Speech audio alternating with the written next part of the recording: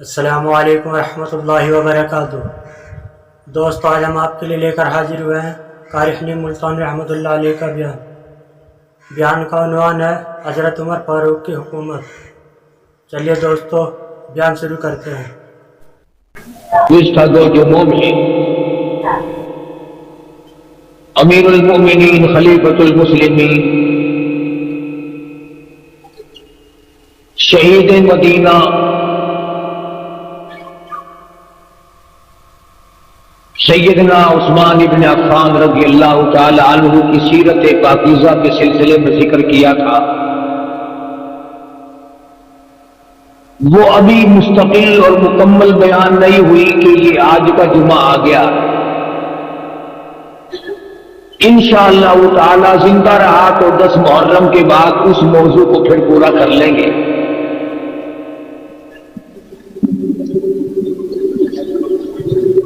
امیر المؤمنین خلیفۃ المسلمین قاتل المشرکین والزندیقین والمنافقین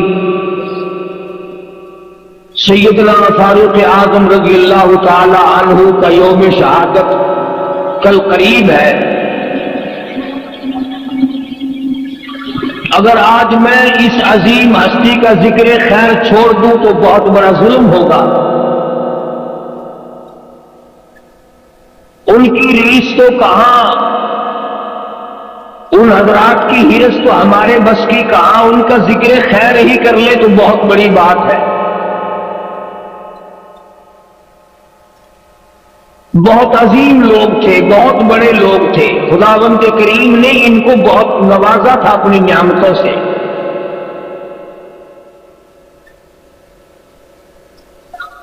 اصحاب محمد رسول اللہ صلی اللہ تعالی علیہ وسلم میں سیدنا فاروق اعظم کا بہت بڑا مقام ہے۔ سید عطا اللہ شاہ صاحب بخاری سبقت رحمت اللہ علیہ یوں فرمایا کرتے تھے کہ تمام کے تمام صحابہ حضور صلی اللہ علیہ وسلم کے مرید ہیں اور سیدنا فاروق اعظم حضور کی مراد ہے۔ سمجھ گئے آپ؟ تمام صحابہ حضور اکرم صلی اللہ علیہ وسلم کے مرید ہیں اور فاروق اعظم کی ذات اقدس حضور صلی اللہ علیہ وسلم کی مراد ہے۔ مانگ کے لیا ہے۔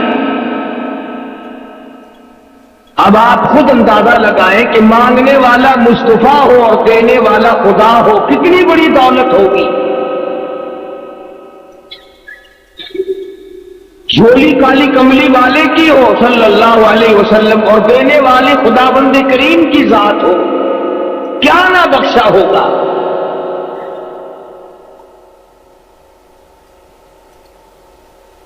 اور یوں کہہ کر کے مانگا کہ الہی اگر عمر بن خطاب کو دین کی دولت مل جائے، تیرے اسلام میں داخل ہو جائے تو تیرے اسلام میں جان پڑ جائے گی۔ گویا فاروق اعظم اسلام کی جان ہے، اسلام کی آن ہے، اسلام کی عظمت ہے، اسلام کی توقیر ہے، اسلام کا سر بلند لہراتا ہوا پھریرا ہے۔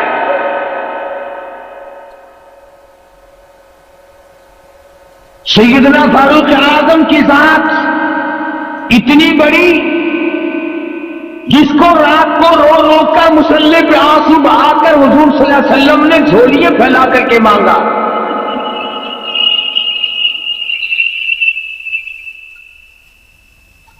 اللہ پاک نے عطا فرمائی، اور وہ پھر ہم جیسا بے غیرت نہیں تھا۔ ابھی کلمہ پڑھے ہوئے 5 منٹ نہیں گزرے کہ حضور صلی اللہ علیہ وسلم نے وضو فرمایا، مصلی پہ کھڑے ہو کر نماز ادا فرمانے لگے۔ فوراً پوچھا ہے فاروق نے، میرے آقا اب یہ کیا ہونے لگا ہے؟ فرمایا فاروق عبادت کرنے لگا ہوں، بندگی کرنے لگا ہوں، عجز و نیاز کرنے لگا ہوں، اس مالک کائنات کے سامنے سر بسجود ہونے لگا ہوں۔ عبادت ہے، یہ نماز ہے۔ عرض کیا کالی کملی والے سارا جہان بیت اللہ میں عبادت کرتا ہے، آپ دار ارقم میں ارقم صحابی کے گھر کی کوٹھری میں نماز پڑھیں گے؟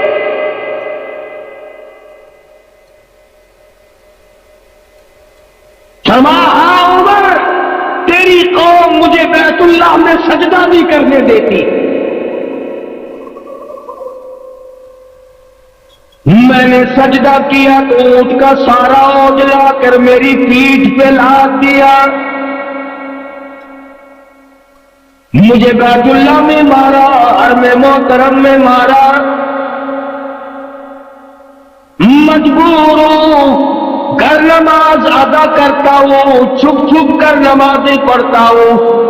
عرض کیا میرے آقا اب کوٹھڑی میں نماز نہیں پڑھنے دوں گا، اب گھر میں نماز نہیں پڑھنے دوں گا، اب برآمدوں میں نماز نہیں پڑھنے دوں گا، اب چھپ کر کے نماز نہیں پڑھنے دوں گا، یہ ساری باتیں پہلے کی ہے، ایسا ہرگز نہیں ہوگا۔ خطاب کا بیٹا کلمہ بھی پڑھے، کالی کملی والا نماز بھی چھپ چھپ کر گھروں میں پڑھے۔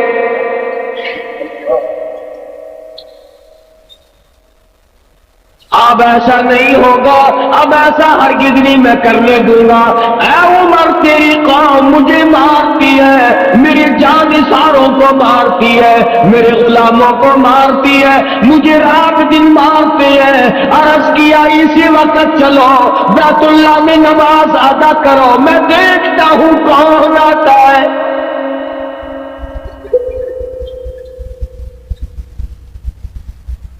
ادھر دارالندوا میں انتظار ہو رہا، مکے کے سردار اکٹھے بیٹھے انتظار کر رہے ہیں، سر لینے گیا ہے۔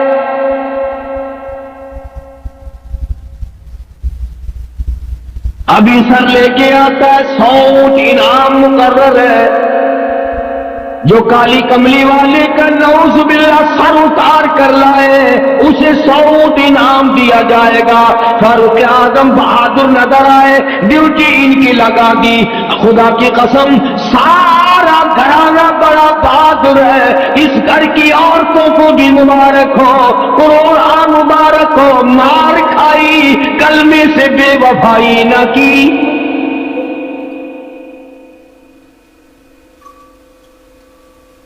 قرآن کریم کی آواز سنی، دروازے پہ دھکا دیا، اندر جا کے فوراً پوچھا تم کیا پڑھ رہے تھے؟ بہن کہتی ہے کیوں، کیا مطلب؟ تمہیں بتانا پڑے گا۔ بہنوں ہی کو اتنا مارا، مار مار کے بے ہوش کر دیا۔ بہن چھڑانے لگی، ہمشیرہ کو پڑ گئے، بال نوچ دیے، زمین میں پٹک پٹک کے مارتا ہے۔ ادھر بہن کہتی ہے اے خطاب کے بیٹے تیری خام خیالی ہے، تیرا خیال صحیح نہیں، تو کچے خیال کا آدمی ہے، تیرا کیا خیال ہے؟ کفر کے ہاتھوں مار کھا کے میں کلمے کا انکار کر دوں گی۔ یاد رکھ جس چھاتی کا دودھ تو نے پیا ہے، رب ذوالجلال کی قسم میں نے بھی اسی چھاتی کا پی رکھا ہے۔ تو مارتا مارتا تھک جائے گا، میں مار کھاتی نہ تھکوں گی۔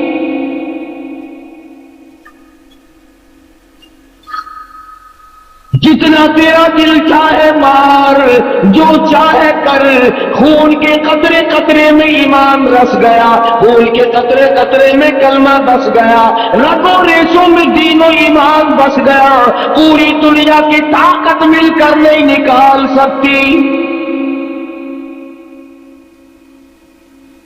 اور اگر یہ تیرا خیال ہے کہ میں مار کے نکال دوں گا تو سن پھر بہن بولی، بہن بولی عمر ہم کو اگر تو مار بھی ڈالے، شکنجوں میں کسیا وہ دیا کتوں پہ نچوا دے، تیری مرضی ہے جو چاہے کرتا، پھر مار مار کے تھک جائے گا، میں دین حق سے کبھی بھی پھرنے والی نہیں۔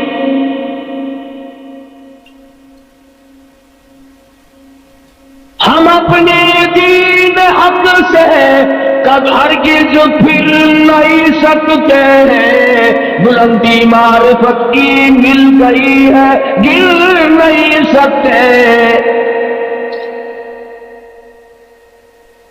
مار مار کے تھک گئے، بہادر مکے کا مارتا ہے عورت ذات کو، خدا کی قسم فاطمہ بنت خطاب کو مان جاؤں تیرے پیروں سے اڑی ہوئی خاک پہ کتنا مضبوط ایمان رکھتی ہے۔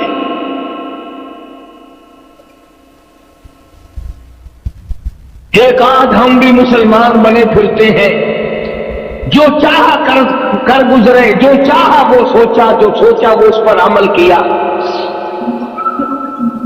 نہ صبح کا پتہ، نہ شام کا پتہ، نہ موت کا پتہ، نہ قبر کا پتہ، جس طرح سے چاہو اپنا گھپلا مچا کر اپنے آپ کو سیدھا رکھنے کی کوشش ہو رہی ہے۔ سوچتے ہیں خطاب کے بیٹے، میری بہن نے میرے سامنے کبھی اف نہ کی، آج کیا بول رہی ہے؟ اتنی جرأت کہاں سے آئی، اتنی شجاعت کہاں سے آئی، اس کے اندر کہاں سے قوت پیدا ہوئی؟ پھر کہنے لگے مجھے وہ دکھاؤ تم کیا پڑھ رہے تھے؟ بہن کہتی ہے اللہ کا مقدس کلام ہے، پاکیزہ کلام ہے، لا یمسہ الا المطہرون، وہ پاکیزہ کلام ہے، اس کو پلیت ہاتھ نہیں لگائے جا سکتے۔ کیوں؟ تنزیل من رب العالمین،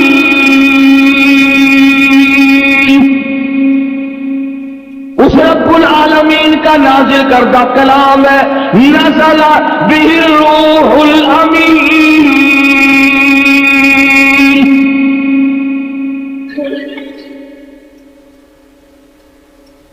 تو ابھی کافر پلیت ہے،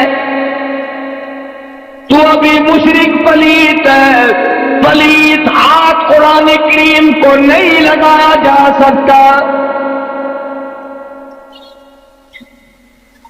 آج تو مسلمان قرآن کریم کو جلا بھی دیتے ہیں، آج قرآن کریم کو گندگیوں میں پھینکا جاتا ہے، بے حرمتی کی جاتی ہے، بے عزتی کی جاتی ہے، اس لیے ہر چیز کا وارث موجود ہے۔ قرآن کریم کے وارث مدینے میں سو گئے۔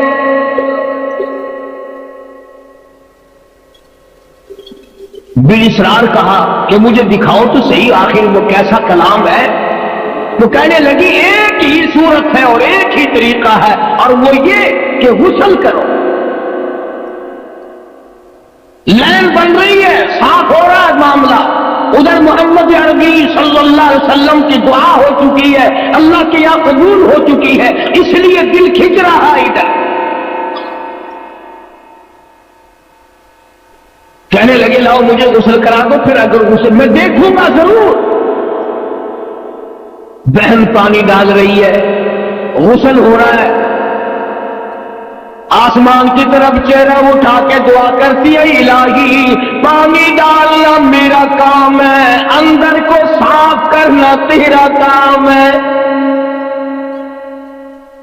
اندر جو شرک کی پلیتی ہے، کفر کی لعنت بھری ہوئی ہے، نبی کی دشمنی کا بغض بھرا ہوا ہے، صحابہ کرام کی دشمنی ہے، یہ تمام پلیتیوں کو نکالنا تیرا کام ہے۔ میں مار کھا چکی، میرا جو کام تھا میں کر چکی، الہی بھائی میرا جہنم میں گیا تو مجھے کیا ملے گا؟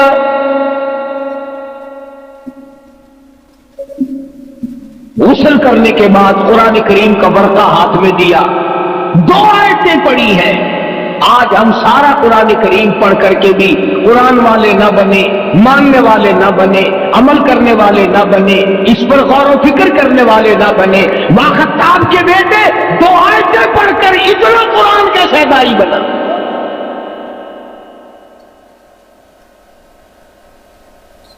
اور بڑی عجیب ایک مصرع کہا کسی نے پنجابی میں، کہتا 2 آیتیں کی تلاوت کرتے ہی آنکھوں سے آنسو جاری ہو گئے، اور یوں فرمانے لگے میں تو آیا سا مارن مکا مقاونے نو مینو مار دے لے چلو.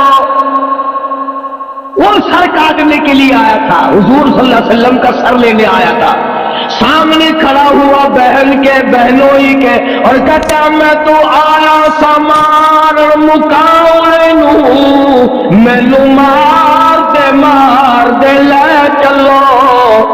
جتھے عمر دی عمر بڑھتی ہے، جتھے میں برباد ہو جاؤں گا، میں مر جاؤں گا اگر مجھے لے کے نہ چلے، اسی دروازے پہ لے کے چلو جہاں کی غلامی تمہیں نصیب ہے. کہتا میں تو آیا سمارن مقابلے نو مینو مار دے لے چلو.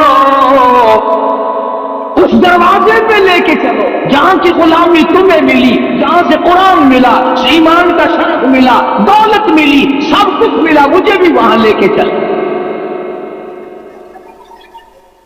جتھے عمر دی عمر بڑھتی ہے کبھی عمر نہ مک جاوے اٹھے لے چلو. کہتا ایسا نہ ہو کہ میری عمر ختم ہو جائے، میرا سانس نکل جائے، جلدی لے چلو. کتے عمر دی عمر نہ مک جاوے، جتھے عمر بنتی ہے اٹھے لے چلو. جہاں عمر بنتی ہے ارے مقدر بدلتے ہیں، جہنم سے نکل کر جنت کے ٹکٹ عطا ہوتے ہیں، وہاں مجھے لے کے چلو. اور یوں لکھا ہے کہ گلے پہ ہاتھ رکھا اور اپنی بہن کا ہاتھ پکڑ کے کہا فاطمہ میرے گلے میں رسی ڈال کر مجھے کتے کی طرح مکے کی گلیوں سے گھسیٹ کے لے جا.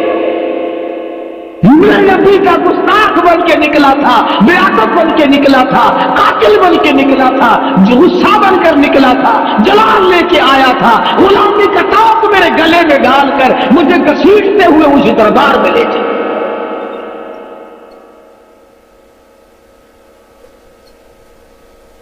وہاں جا کے کلمہ پڑھا، ایمان کی دولت قبول کی تو حضور صلی اللہ علیہ وسلم کے سامنے اکڑ کے کہا نہ اب کوٹھری میں نماز نہیں پڑھنے دوں گا. بیت اللہ میں لایا، بیت اللہ کا دروازہ کھولا، ادھر انتظار ہو رہا ہے کہ سر آئے گا. للکار کے فرما دیا مکے والا جس نے اپنے بچے یتیم کرانے ہو میدان میں آؤ، جس نے اپنی عورتوں کو بیوہ کرانا ہو میدان میں آؤ. آؤ جس کی جرت ہے مقابلہ کرو. فاروق آج کالی کملی والے کا غلام ہے. کس قدر عظمت اللہ تبارک و تعالیٰ نے عطا فرمائی. اور ایک اور بات کہتا ہوں، تم کیا سمجھو ان باتوں کو، تم کیا سمجھو ان باتوں کو. اگر کسی کو معمولی سی سیٹ مل گئی وہ کتنا خوش ہے، اس کے پیچھے آگے پیچھے لوگ دوڑ رہے ہیں. اس جوان کے مقدر کو کیا کہو گے؟ اگر کسی کی افسروں سے یاری ہو جائے وہ کہتا ہے کہ افسر میرا تعاون کرتے ہیں، ذمہ دار میری مانتے ہیں، تاجر لوگ میرا تعاون کرتے ہیں. فاروق وہ ہے کہ زمین پہ مصطفیٰ حمایت کرتا ہے، عرش پہ خدا حمایت کرتا ہے. کمال ہے. ارے فاروق اعظم کی شان میں اس سے بڑھ کر اور کیا ہوگا؟ جو فاروق کی رائے زمین پہ ہے عرش پہ خدا نے اپنی وہی رائے بنا لی. جس کی حمایت میں قرآن اترا ہو، جس کی رائے کی تائید میں جبریل آیا ہو. 17 مقام قرآن کریم کے ایسے ہیں کہ اللہ پاک نے وحی بھیجی، قرآن بھیجا اور یوں فرمایا میرے محبوب جو فرش پہ فاروق کہتا ہے عرش پہ میں خدا بھی وہی چاہتا ہوں.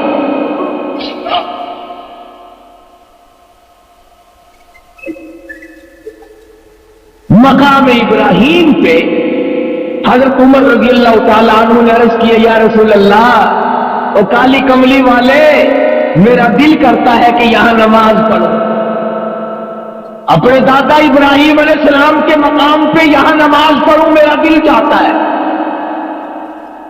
آپ نے فرمایا عمر میں کیسے تجھے اجازت دوں، مجھے آسمان سے حکم نہیں ملا، مجھے اللہ پاک کی طرف سے حکم نہیں ملا، اس لیے میں تجھے کیسے اجازت دوں؟ فاروق کہتا کالی کملی والے میرا بڑا دل کرتا ہے، میری بڑی خواہش ہے، میری بڑی آرزو ہے، میری بڑی تمنا ہے کہ حضرت خلیل اللہ نے جہاں کھڑے ہو کر بیت اللہ بنایا میں یہاں 2 رکعت نماز ادا کیا کروں۔ فرمایا عمر میں تجھے کیسے حکم دوں، مجھے خدا کی طرف سے حکم نہیں ملا، ابھی حرم سے باہر نہیں نکلے اب آدائی واتخذوا من مقام ابراہیم مصلی، میرے محبوب مقام ابراہیم پہ نماز ادا کیا کرو۔ طواف پورا کرنے کے بعد فرش پہ جو عمر کرتا ہے عرش پہ میں خدا وہی چاہتا ہوں۔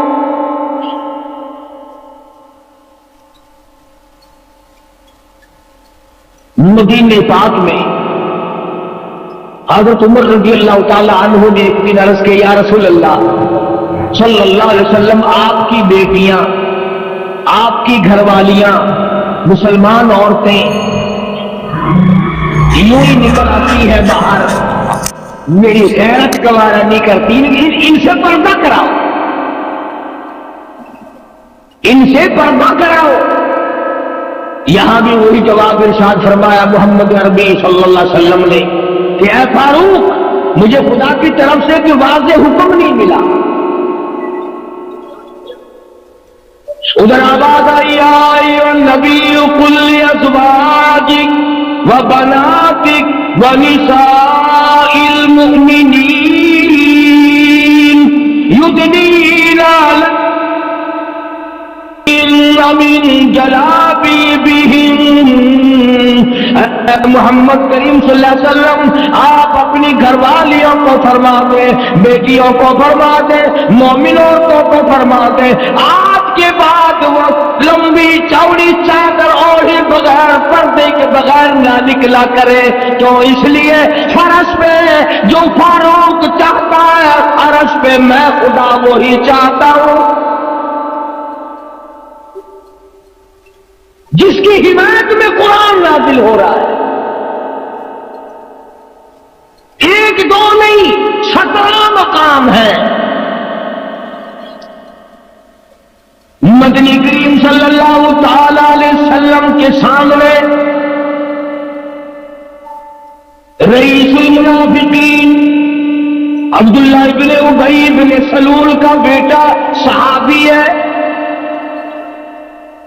حضور کی خدمت میں آیا، عرض کرنے لگا یا رسول اللہ صلی اللہ علیہ وسلم میرے ابا کا جنازہ پڑھا دو، تھا تو منافق، تھا تو پلید، پر میرا باپ ہے، من اللہ نجات کر دے گا، آپ جنازہ پڑھائیں اللہ پاک اس کی بخشش کر دے گا۔ حضور صلی اللہ علیہ وسلم اخلاق کریمانہ کے مالک تھے، اٹھ کھڑے ہوئے، ساتھ چل دیے، فاروق اعظم آگے بڑھے، حضور کا دامن پکڑ کے عرض کیا یا رسول اللہ میں اس منافق کی نماز نہیں پڑھانے دوں گا،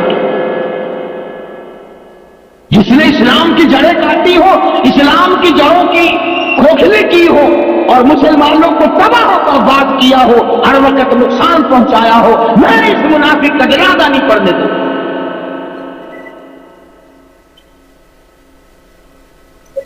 چنانچہ حضور اکرم صلی اللہ علیہ وسلم نے تأمل فرمایا کہ اب کیا کرو، ابادائی ولا تصلی علی احد منہم مات ابدا، کالی کملی والے اس منافق کے جنازے پہ آپ کو کھڑا ہونے کی اجازت نہیں۔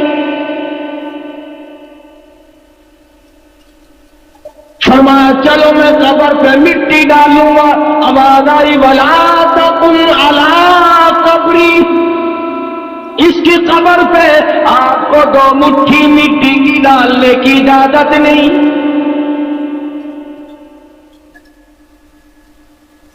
سنو، حضور صلی اللہ علیہ وسلم سے منافق کا بیٹا کہنے لگا آپ اپنا کرتا مبارک دے دیں، میں کفن کے طور پر اپنے باپ کو پہنا دوں تاکہ اس کی نجات ہو جائے۔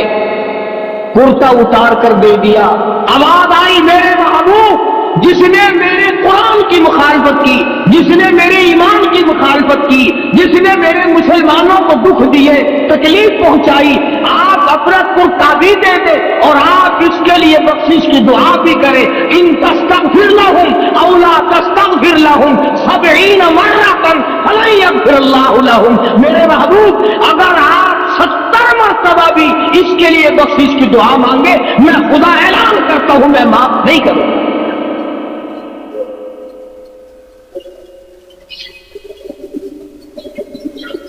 جنگ بدر کے قیدیوں کا معاملہ آیا، جنگ بدر کے قیدیوں کا معاملہ آیا تو حضرت عمر رضی اللہ تعالیٰ عنہ کی یہ رائے تھی کہ سب کو قتل کر دیا جائے. دوسرے صحابہ کی رائے یہ تھی کہ فدیہ لے کر چھوڑ دیا جائے. اخیر میں نقصان ہوا اور اللہ نے اعلان کر دیا کہ فاروق کی رائے پہ اگر عمل کرتے تو احد میں شکست نہ ہوتی. بڑی بات مثال کے طور پر میں نے جو ایک مقامات بتائے، ایک یہودی اور ایک منافق کا جھگڑا ہوا تلوار پہ. یہودی جانتا تھا کہ فیصلہ صحیح کریں گے محمد کریم صلی اللہ علیہ وسلم. وہ یہودی کہنے لگا چلو تمہارے نبی سے فیصلہ کرائیں گے. چنانچہ حضور صلی اللہ علیہ وسلم نے حالات معلوم کر کے یہودی کو تلوار دے دی کہ جا تیری ہے. منافق کو بڑی تکلیف ہوئی کہ یہ تو لے گیا بھائی. اب مزاج شناس تو لوگ تھے. حضرت عمر کے پاس گیا، کہنے لگا اس منافق یہودی کو منافق کہ یار فیصلہ تو حضور نے کیا ہے لیکن میرا دل مطمئن نہیں ہے، مزہ نہیں آیا فیصلے کا. اللہ غنی، اگر ایک فیصلہ حضور کا کوئی نہ مانے تو وہ کافر منافق بن جاتا ہے، اور جو سارے فیصلے حضور کے ٹھکرا کر کے مرتا ہو اس کے لیے کتنی بڑی جنت کھلی ہوگی.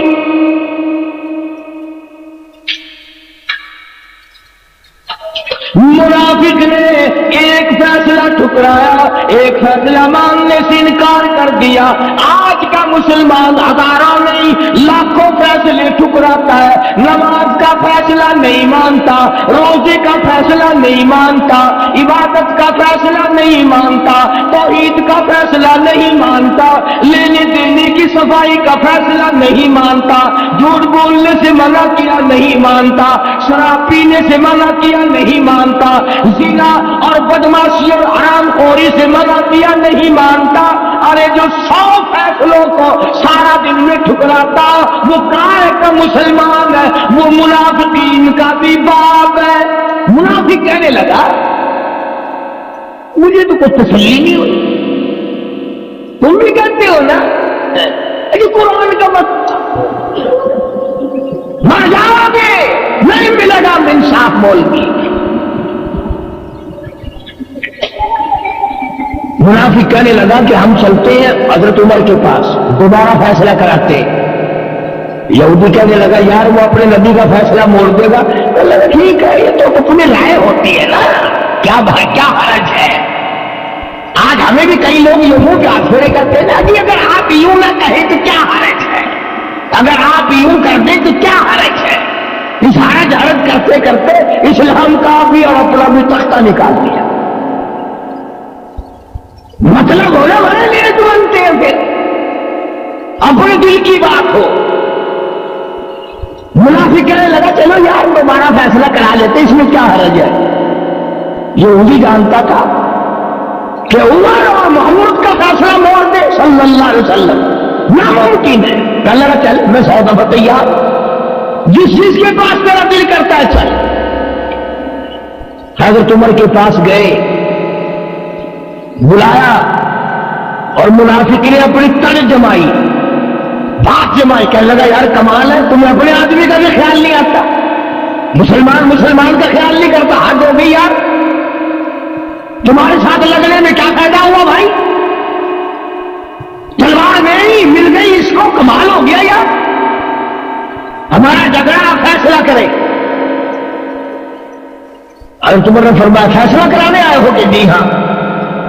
یہودی بڑا سیانا تھا. آج بھی یہودی بڑے سیانے ہیں. پاگل بے وقوف گدھے جتنے ہوں گے مسلمان ہوں گے. لالچ میں یہ مریں گے, روگ میں یہ مریں گے. انشاءاللہ پوری دنیا میں ذبح ہو رہے مسلمان. یہودی اس وقت بھی سیانا تھا, آج بھی سیانا ہے.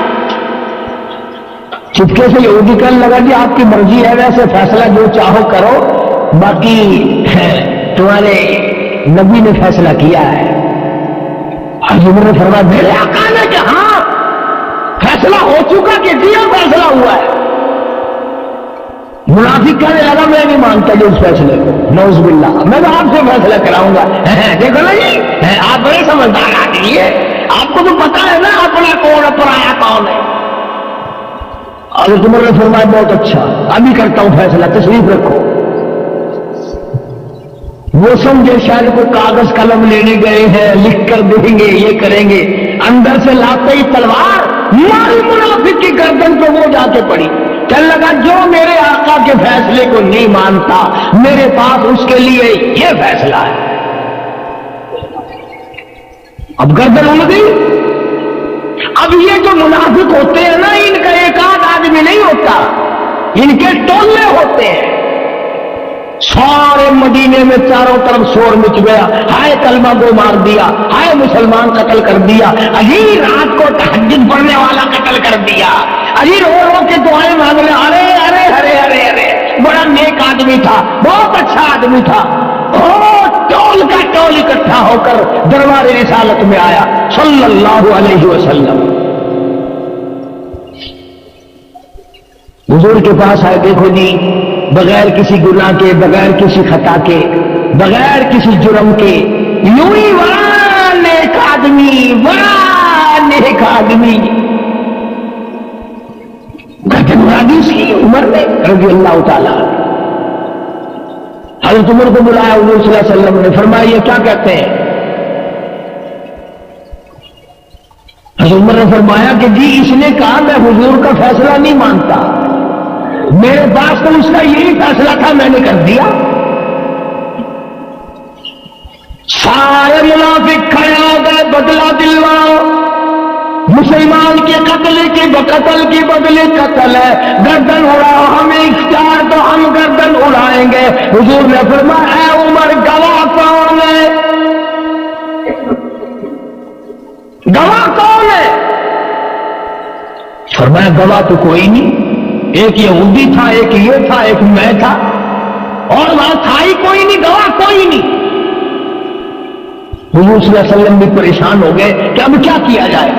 ادھر سے جبریل آیا, فرمایا جبریل جی رب جلیل دیر نہ کر, میرا فاروق گھبرا نہ جائے, میرا عمر پریشان نہ ہو جائے, ایسا نہ ہو دل میں بےچینی آ جائے, جلدی جا اور جا کے یہ بتا دے فلا وربک لا یؤمنون.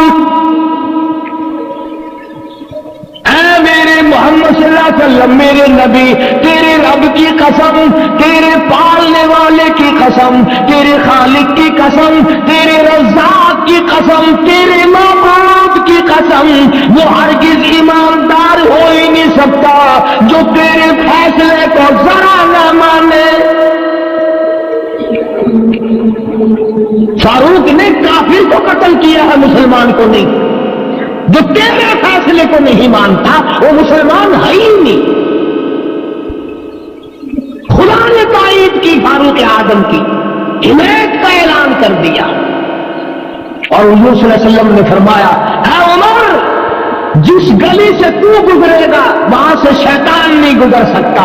چنانچہ آج بھی جہاں حضرت عمر کا نام لکھا ہوا ہو, شیطان پہلی گلی سے گزرے گا, اس گلی سے نہیں گزرتا. تجربہ کر کے دیکھ لو. اور عمر کے مقابلے میں لفظ کیا ہے؟ موت. جو عمر کی دشمنی کرے گا وہ مرے گا. بے زندگی کو عمر کہ اللہ تیری عمر میں برکت دے, اللہ تیری عمر بڑھائے, اللہ کرے تیری عمر اچھی ہو. عمر کا دشمن, عمر کی دشمن موت ہے. جس کو عمر پسند نہیں وہ موت کو پسند کرے. رضی اللہ تعالی عنہ نے وہ شان جلالی دکھائی اور وہ عظمت دنیا میں پیدا کر کے دکھلائی. 65 لاکھ مربع میل کا علاقہ فتح کیا اور وہ کارنامے انجام دیے کہ دنیا قیامت تک یاد رکھے گی. یہ بیت المقدس جو آج تمہارے منہ پہ تھپڑ مار کر یہودیوں نے لے لیا، کھلا مارا مسلمانوں کے منہ پہ، بھیک مانگ کے نہیں لیا. حضرت عمر کا غلام ایک سواری پہ سوار ہو کر کے چلے. بیت المقدس میں کئی مہینے ہو گئے لڑائی ہوتے ہوئے فتح نہیں ہو رہا تھا. وہاں سے اطلاع آئی، حضرت عمر رضی اللہ تعالیٰ عنہ یہاں سے چلے تو غلام سے معاملہ طے کر لیا کہ ایک منزل تو سوار ہوگا میں پیدل چلوں گا اور ایک منزل میں سوار ہوں گا تو پیدل چلیو. جب بیت المقدس کے قریب پہنچے تو حضرت عمر کی باری نیچے چلنے کی، غلام کی باری اوپر سوار ہونے کی. بیت المقدس کا جو انچارج تھا، جو متولی تھا، جو چیئرمین تھا، وہ آگے بڑھا اور اس نے بڑھ کر حضرت عمر کا حلیہ پہچانا جو ان کی تورات میں موجود تھا. شادیاں پیش کر دی کہ اتنا بڑا عدل، اتنا بڑا انصاف کہ غلام اوپر اور امیر المومنین نیچے پیدل چل رہا ہے اور کپڑوں میں پیوند لگے ہوئے تھے. چابیاں پیش کر دی بیت المقدس کی کہ ہم تم سے لڑنا نہیں چاہتے، ہماری کتابوں میں موجود ہے کہ امیر المومنین اس حالت کا ہوگا تو وہی بیت المقدس کا وارث بنے گا، لہذا ہم یوں ہی حوالہ کر دیتے ہیں. جب فاروق کو لوگوں نے گالیاں دی، بیت المقدس بھی گیا، ملک بھی گیا اور اپنی دور حکومت میں کیا نہیں کر کے دکھلایا. اللہ اکبر. رات کو گشت کرتے ہیں، سارا مدینہ سو رہا ہے، امیر المومنین چکر لگاتا ہے. مدینہ پاک سے باہر ایک قافلہ کے ٹھہرا ہوا ہے، اس سے الگ ہو کر ایک چھوٹا سا خیمہ لگا ہوا ہے. اندر سے کرانے کی آواز آتی ہے، ایک آدمی باہر بیٹھا ہے. اس سے پوچھا تو کون ہے، کیا بات ہے؟ کہنے لگا میں مسافر ہوں، میری گھر والی کے درد سے پیدا ہوا ہے، بچے کی پیدائش کا درد ہے، تکلیف ہے. فرمایا مدینے سے دائی کیوں نہیں لے آتا؟ کہنے لگا غریب ہوں، پائی پلہ تیرے پیسہ کوئی نہیں.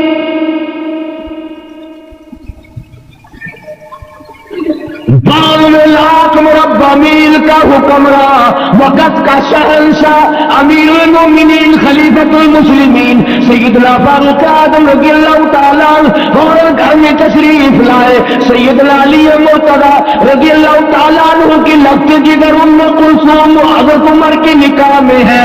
رات کو اٹھایا، چلو مدینے سے باہر جنت لٹ رہی ہے.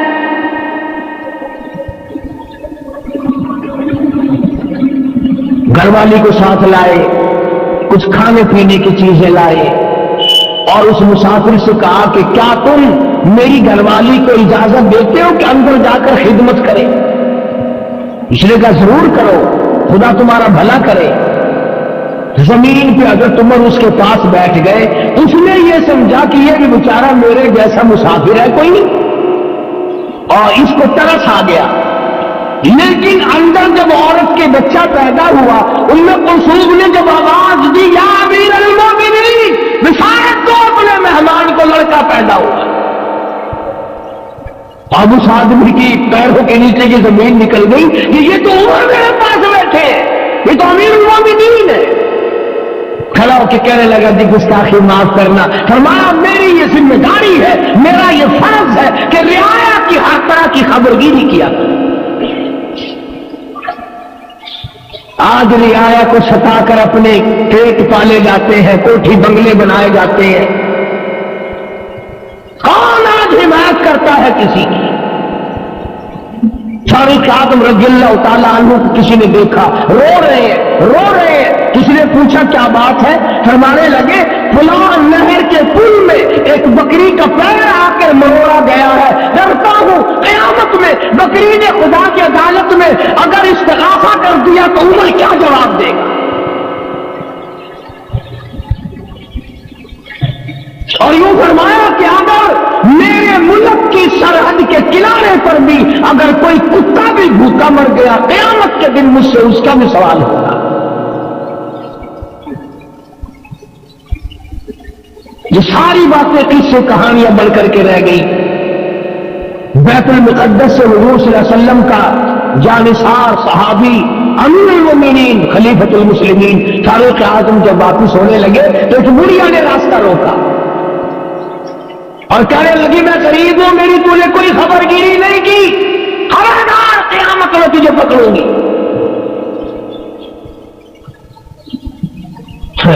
آج کل کسی افسر کو تو کہہ کے دیکھنا کہ قیامت میں تجھے پکڑوں گے، فوراً سر میں نے کہا تجھے پہلے ابھی قیامت سے پہلے مزہ چکھاتا ہوں۔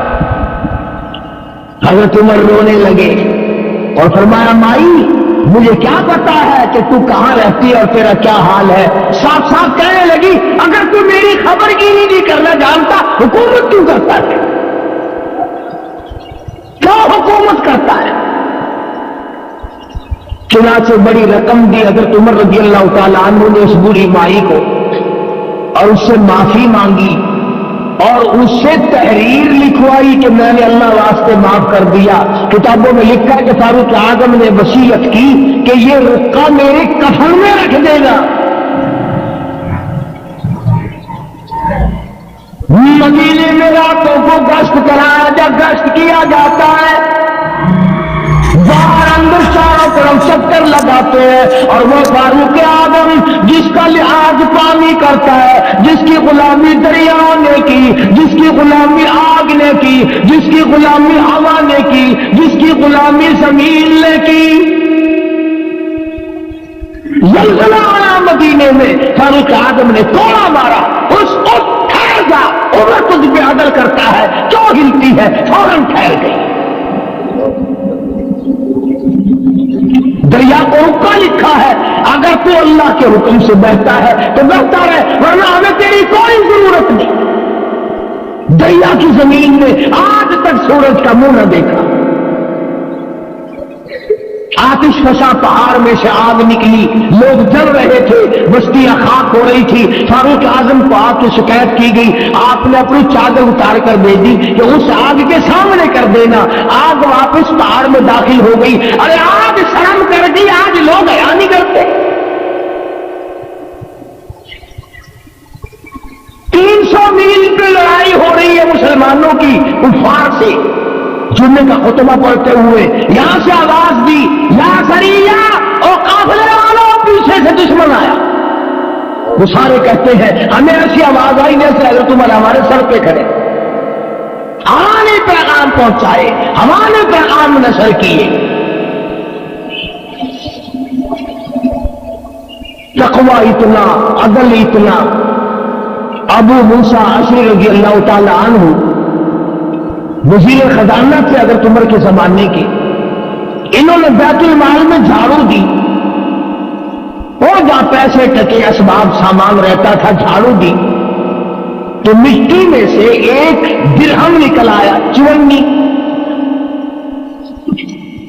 حضرت عمر کا پوتا کھڑا ہوا تھا، اس کے ہاتھ پہ رکھ دیا بچے کے، وہ کوئی شے لے کے کھا لے گا۔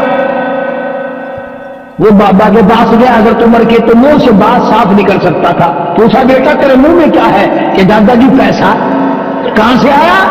ابو موسیٰ اشعری نے دیا۔ چلو کوئی بات نہیں، ہو گیا کیا ہے؟ مگر بلا کے پوچھا ابو موسیٰ تم نے یہ درہم کہاں سے دیا؟ کہ جی بیت المال میں نے جھاڑو دی تھی، ایک چونی مل گئی، میں نے بچے کے ہاتھ پہ رکھ دی، کوئی چیز لے کے کھا لے گا۔ فرمایا میرا دورہ لاؤ، مار مار کر تیرا چہرہ بگاڑ دوں گا، کون کی چونی تو نے میرے بچے کو کیوں دی؟ حرام کا مال تو نے میری آل کو کھلانا کیوں شروع کیا ہے؟ اندازہ لگایا کس قدر عدل ہے، کس قدر انصاف ہے، کس قدر مزاج میں اللہ تبارک و تعالیٰ نے شجاعت دی ہے۔ ہر موڑ پہ قربانیوں میں آگے آگے ہے. اور مدنی کریم صلی اللہ تعالی علیہ وسلم کے سسر بھی ہیں. وہ کتنا بڑا بابرکت گھرانہ ہوگا جس دروازے پہ مدنی کریم صلی اللہ علیہ وسلم دلہا بن کر تشریف لائے.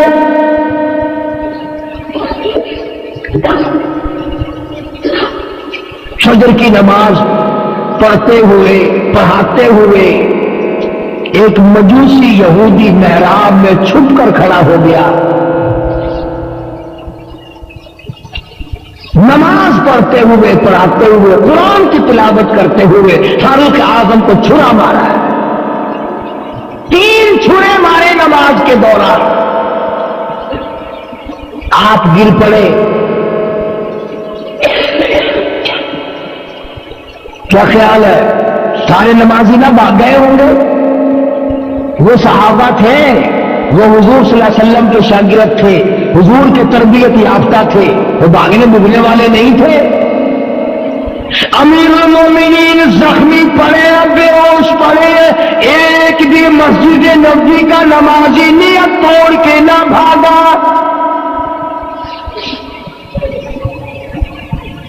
بلکہ وہ آدمی دشمن نکلنے کے لیے 13 آدمیوں کو زخمی کر چکا. نکلنے کے لیے کوئی بھی نیت توڑنے کو تیار نہیں.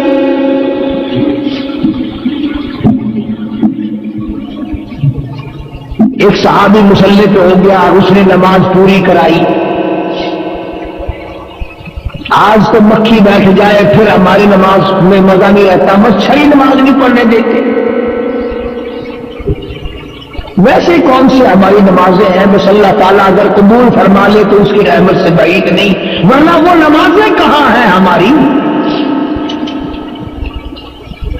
مسجد میں نماز پڑھ رہے ہیں، حساب و کتاب دکان پہ ہو رہا ہے، مسجد میں نماز پڑھ رہے ہیں، کاروبار میں دل لگا ہوا ہے، پتہ ہی نہیں لگتا. حضرت عمر رضی اللہ تعالیٰ عنہ کو 3 دن ہو گیا زخمی حالت میں، کبھی ہوش آتا ہے کبھی بے ہوش ہو جاتے ہیں.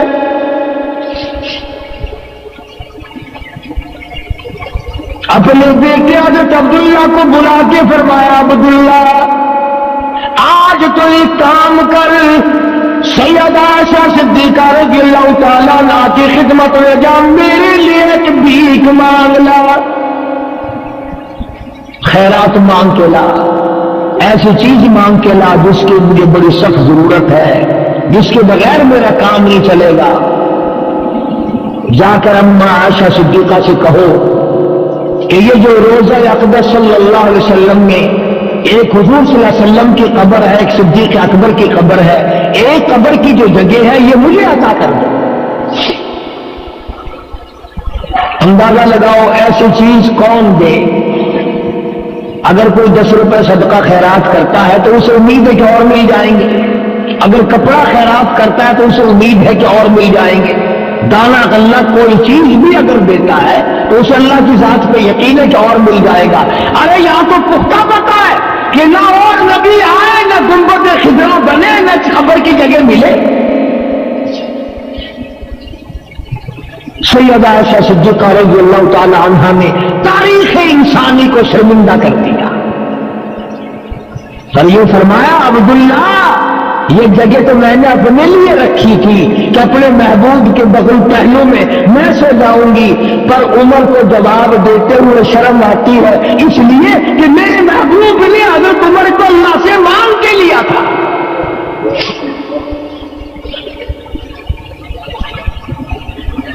مانگ کے لیا تھا، اس لیے جہاں میں نے اللہ واسطے جگہ عطا کر دی. سیدنا فاروق اعظم رضی اللہ تعالیٰ عنہ کا بیٹا واپس آ تو یہ فرمایا، مجھے اٹھا کر بٹھاؤ. لیٹے لیٹے عائشہ صدیقہ کے پیغام کا جواب سننا بے ادبی سمجھتا ہوں. اور کسی نے پوچھا کیا حال ہے؟ فرمانے لگے، پیشیے مولا کا ہے اتنا خیال، اور کانپتا ہے عمر کا بس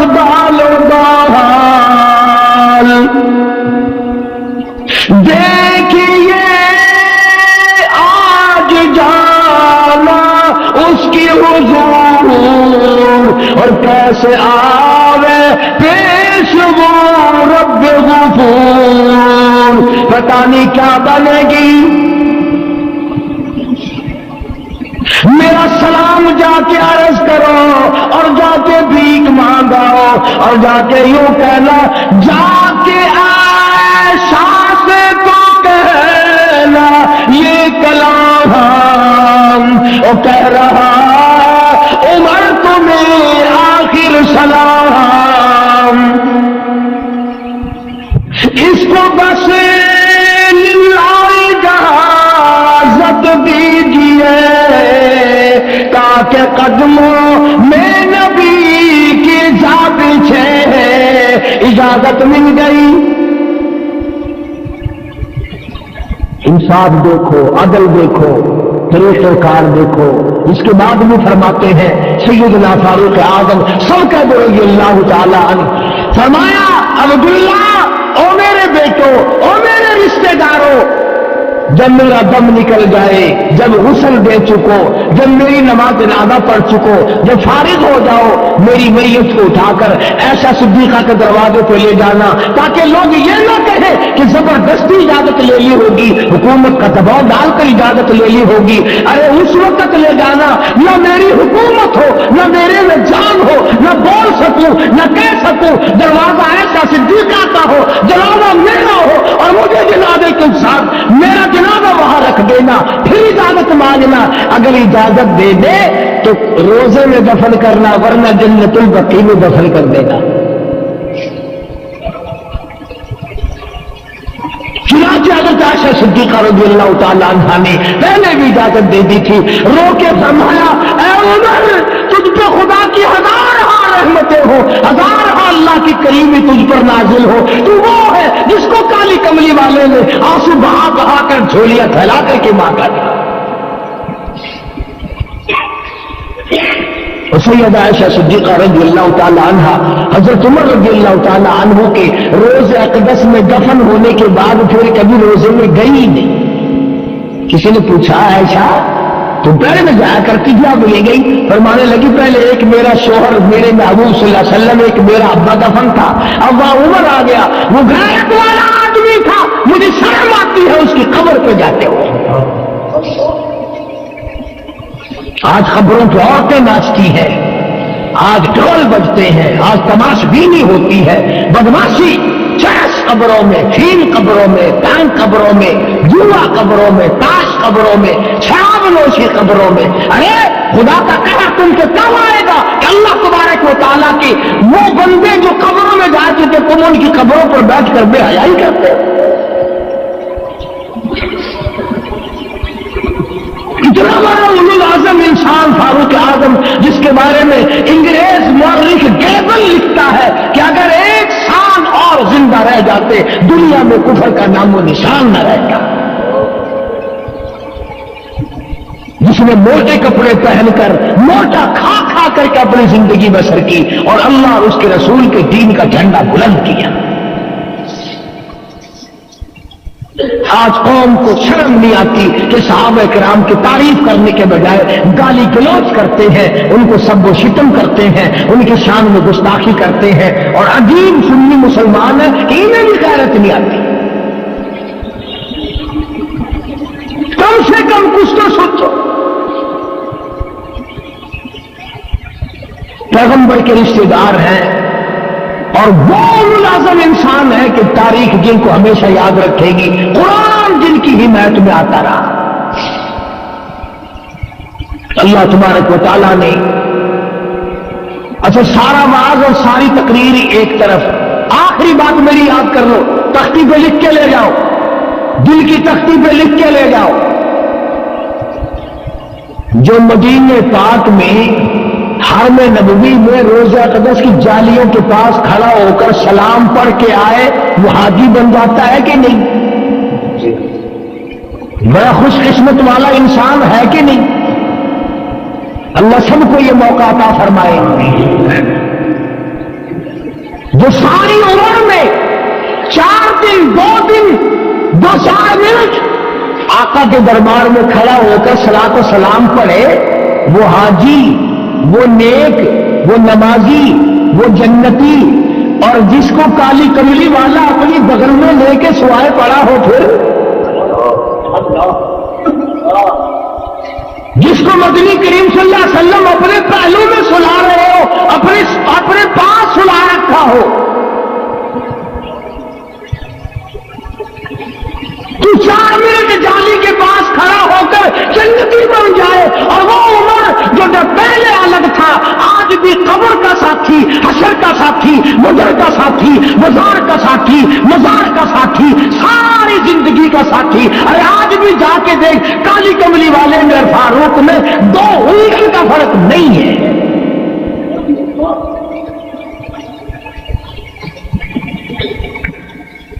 کتنی بڑی سعادت ہے! اگر روزہ اقدس جنت ہے تو فاروق بھی جنت میں ہے۔ اور ہمارا عقیدہ ہے مسلمانوں کا کہ عرش عظیم سے اعلیٰ مقام ہے روزہ اقدس کی زمین کا۔ تو عرض کر رہا تھا کہ یہ دن ہے فاروق اعظم کی یاد کے،